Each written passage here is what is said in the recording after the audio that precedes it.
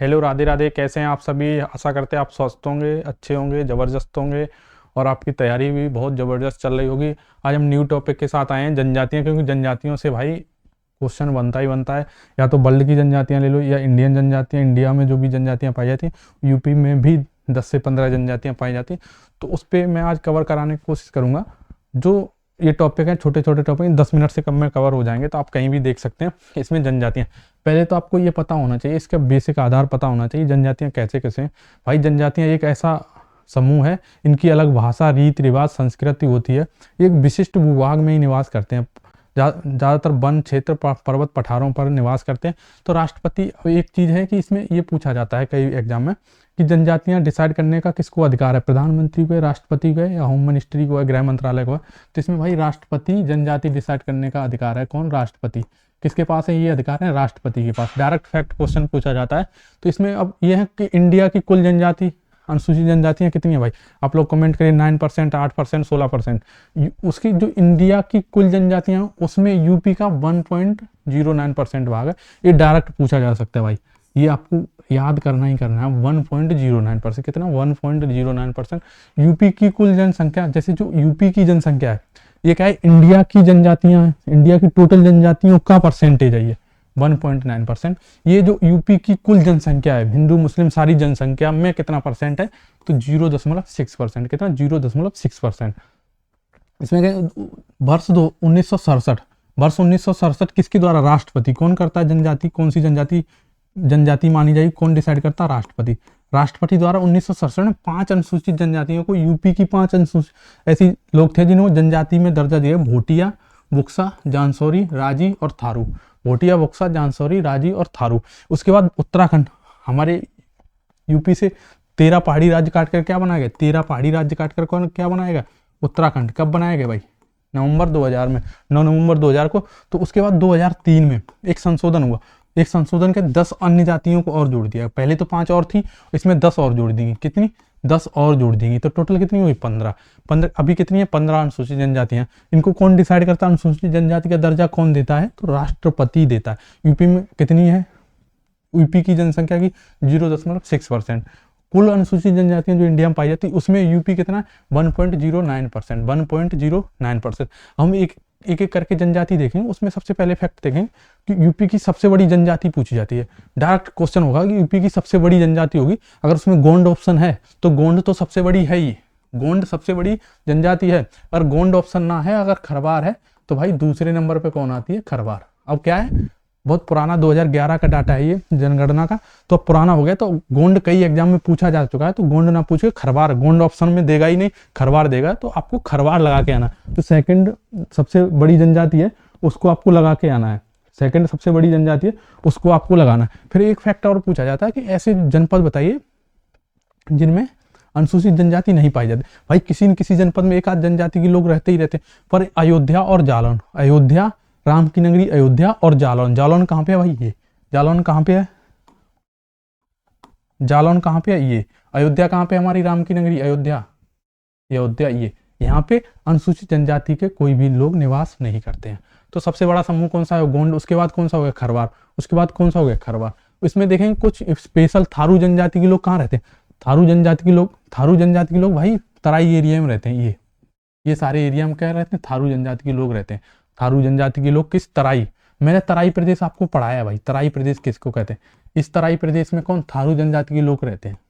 तराई प्रदेश, तराई area में ये सारे जिलों में। पर इसमें 2 जिले मोस्टली कंसीडर किए जाते हैं। जब एग्जाम में मान लो दिया हो तो इन 2, अगर कई सारे दिए हैं, तो अगर गोरखपुर दिया तो आपको गोरखपुर लगा के आना है।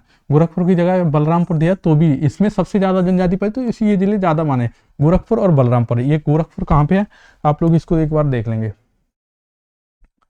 आपको गोरखपुर और बलरामपुर तो याद ही रखना है भाई। थारू जनजाति के लोग कहाँ पाए जाते हैं? एक तो ये गोरखपुर, ये बलरामपुर, श्रावस्ती, बलरामपुर, गोरखपुर और बलरामपुर में थारू जनजाति के लोग पाए जाते हैं। ये किस वंश के आधार, ये विभिन्न एग्जामों में पूछे गए, उसी आधार पे मैंने एमसीक्यू से निकाले हुए फैक्ट है।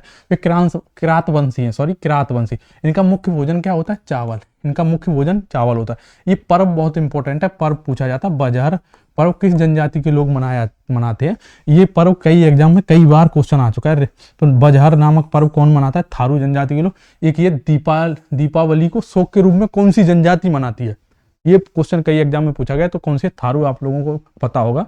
इसमें बदला विवाह प्रचलित है। कौन सा विवाह प्रचलित? बदला विवाह। बदला का मतलब हम आपकी लड़की से, मतलब हम आपके घर शादी करें, आप हमारे घर शादी करें, तो वो कौन सा हो गया? बदला विवाह हो गया। आशा करता हूँ पहले इसके आप स्क्रीनशॉट ले लीजिए भाई।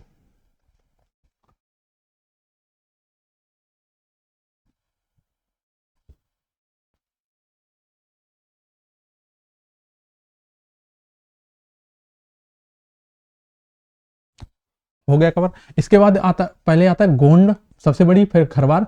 तीसरे नंबर पर थारू जनजाति का कौन सा नंबर है? तीसरा। पहले गोंड, फिर खरवार, फिर थारू जनजाति।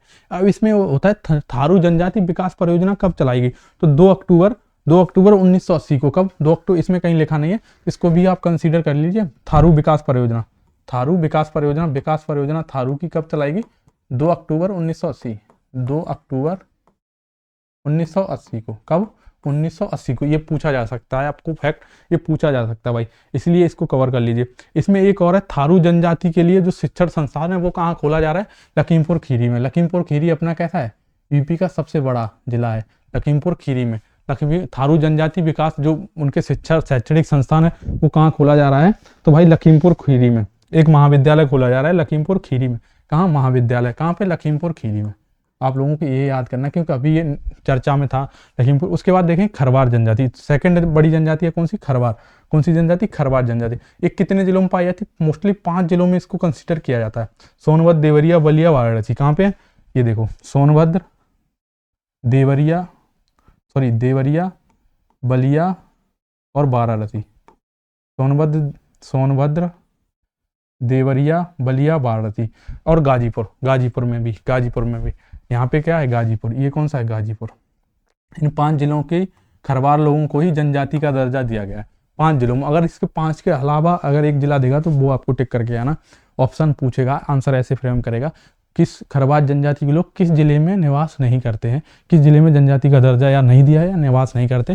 तो ये 5 जिले आपको दिए होंगे, सोनभद्र, देवरिया, बलिया, वाराणसी और गाजीपुर। एक ऐसा जनपद होगा, मान लो यहाँ पे दे दिया चंदौली भी यहाँ पे है, तो आपको चंदौली दे देगा। चंदौली के लोगों को जनजाति का दर्जा नहीं, तो ये चंदौली ही टिक करके आना है। इसमें एक और इम्पोर्टेंट क्वेश्चन पूछा जाता है, कर्मा निरत्ति किस जनजाति से संबंधित है? पीसीएस में एक बार पूछा गया, ये इंपॉर्टेंट है भाई, आपके लेखपाल में भी पूछा जा सकता है, यूपीएसआई में। तो कर्मा किससे? खरवार जनजाति से संबंधित है। इसकी ये उपजातियां हैं, इनको आप लोग एक बार एक नज़र से देख लेंगे, उतना इंपॉर्टेंट नहीं, पर एक नज़र मानना जरूरी है क्योंकि बाई चांस दे सूरजवंशी, पतवंदी, दौलतवंशी, खेरी, राउत और उर्मिया। ये इंपॉर्टेंट है, उर्मिया, ये इंपॉर्टेंट है भाई।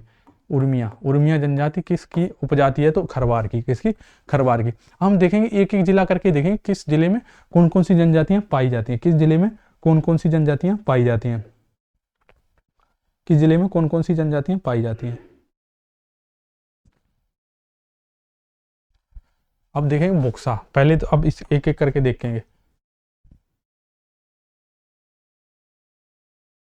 पहले से ही मैंने मैपिंग पे लिख रखा है जिससे आपको टाइम की बचत हो। पहले इसमें लिखी बुक्सा जनजाति। कौन सी? बुक्सा जनजाति। बुक्सा जनजाति तो ये पटवार राजपूत वंशी है। कैसी? पटवार राजपूत। ये कौन सा है?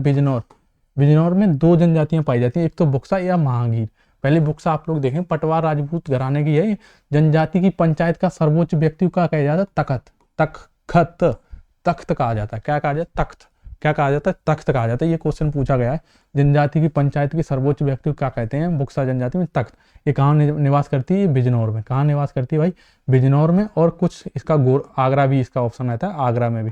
बिजनौर और आगरा में 2 जगह बुक्सा जनजाति निवास करती है, बिजनौर और आगरा। उसके बाद है ये किसकी पूजा करते हैं? किस देवी की? ये पूछा गया क्वेश्चन है, चामुंडा देवी की पूजा करते हैं। किसकी? चामुंडा देवी। अब ये क्या है? इसी में बिजनौर में महागीर, कौन सा?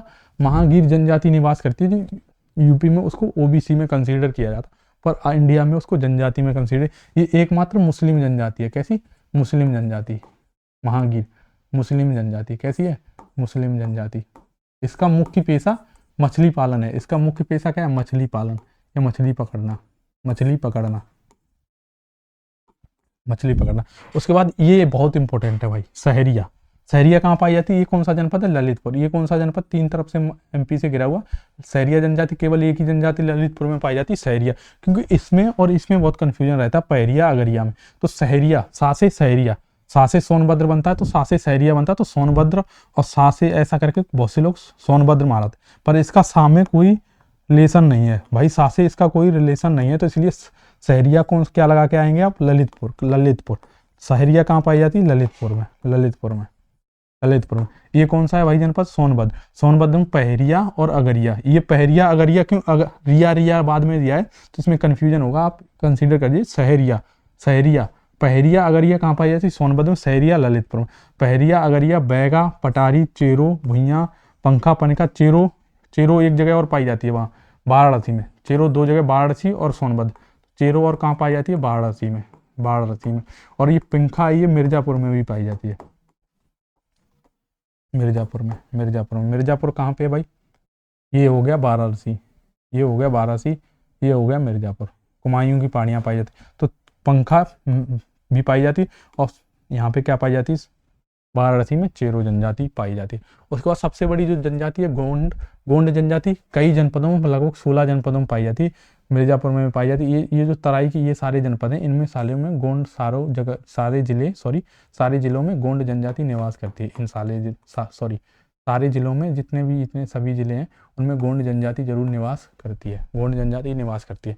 तो आशा करता हूँ ये आपको जरूर सीरीज अच्छी लगी हो, तो हमारे चैनल को सब्सक्राइब करें। एक और फैक्ट बचा है, बुक्सा जनजाति विकास परियोजना कब स्टार्ट की गई? बुक्सा जनजाति विकास परियोजना 83 और 84 में स्टार्ट की गई थी। 83 और 84 में। तो आशा करता हूँ हमारी वीडियो सीरीज आपको अगर अच्छी लगी हो तो चैनल को सब्सक्राइब जरूर करें, अपने दोस्तों में शेयर करें। अगर अच्छी ना लगी हो तो डिसलाइक कर दें, लाइक कर दें। अगर अच्छी लगी हो तो लाइक कर दें। अगर कुछ सजेशन देना है आपको तो कमेंट में जरूर पिन करें। जय हिंद, जय भारत।